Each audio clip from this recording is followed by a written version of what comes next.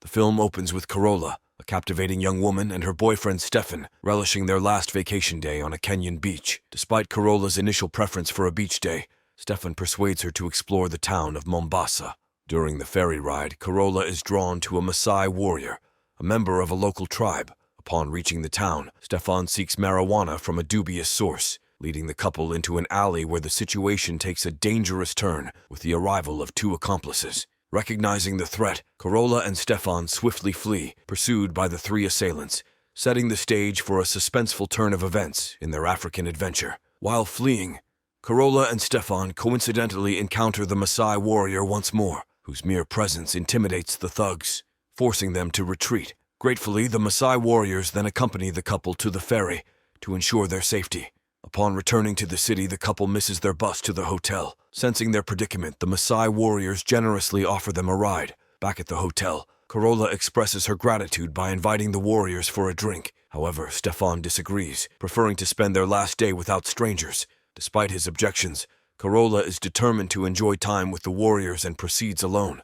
In the bar, she and the Masai warrior, Lamalian, share a dance and gradually grow closer. Just as things heat up, Stefan catches them in a close moment, instantly sparking his anger towards Lamalian. Carola swiftly intervenes, pulling her boyfriend away before the altercation escalates, and bids farewell to her crush. The next morning at the airport, Carola has a change of heart and decides not to return with Stefan. A heated argument ensues, with Carola expressing her desire to stay and further explore the Masai culture. Frustrated, Stefan departs alone, leaving Carola to pursue her newfound curiosity. As she returns to the bar to seek information about Lamalian, Carola learns from fellow Masai warriors that he has returned to his village. Undeterred, she sets out to locate the village. During a pit stop, she encounters Elizabeth, another foreigner who has chosen to reside in Kenya after a similar romantic encounter. Elizabeth cautions Carola about the challenging living conditions in Lamalian's village, lack of water and electricity. Despite the warning, Carola remains determined and presses Elizabeth for information on finding Lamalian. Recognizing the futility of further persuasion, Elizabeth informs Carola that she must patiently wait for Lamalian to seek her out, as outsiders are not allowed to visit the Masai village without an invitation. Accepting this, Carola stays at Elizabeth's home during the wait. After 10 days, Lamalian finally comes to find her, and an immediate, intense connection forms between them. The two begin holding hands and spend a night together before Lamalian takes Carola to his village. Upon arrival, Lamalian introduces Carola to his family and invites her into his modest home. While spending time with his family, Carola decides to locate Lamalian, who is out hunting. Witnessing her boyfriend drinking the blood of a hunted goat, she is taken aback by the cultural practices.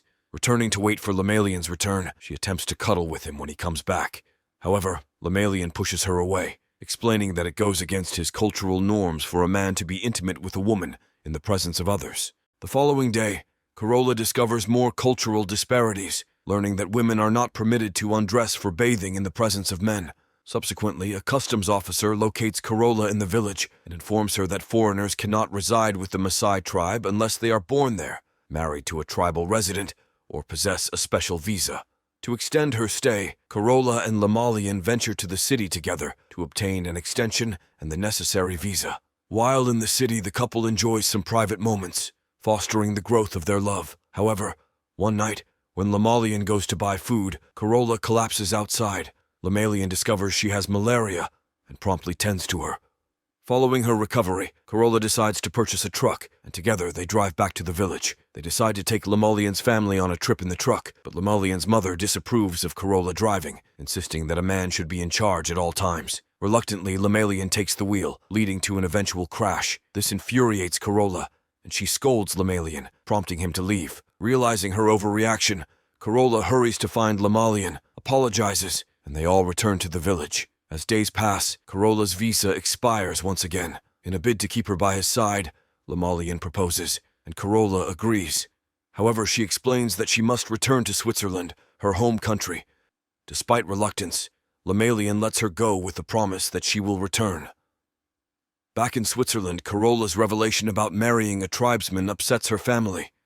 Despite their warnings and attempts to dissuade her, Carola remains steadfast in her decision to get married. The following day, Carola closes down her clothing business in Switzerland and returns to Kenya to marry Lamalian. On their wedding day, Carola dons a traditional white wedding dress, while Lemalian is attired in his warrior garb, marking the union of husband and wife. The morning after the wedding, Carola is shocked to witness the village women performing a circumcision on a young girl. Disturbed by this tradition, she calls Lemalian over to intervene, but he explains that it is a customary rite of passage for a girl to transition into womanhood. Disheartened, Carola leaves, deeply upset by what she perceives as a disturbing tradition. As Carola, now pregnant, decides to open a shop selling food and drinks, conflicts arise with Lemalian, who opposes the idea as it goes against the cultural norm of women staying at home to care for the family.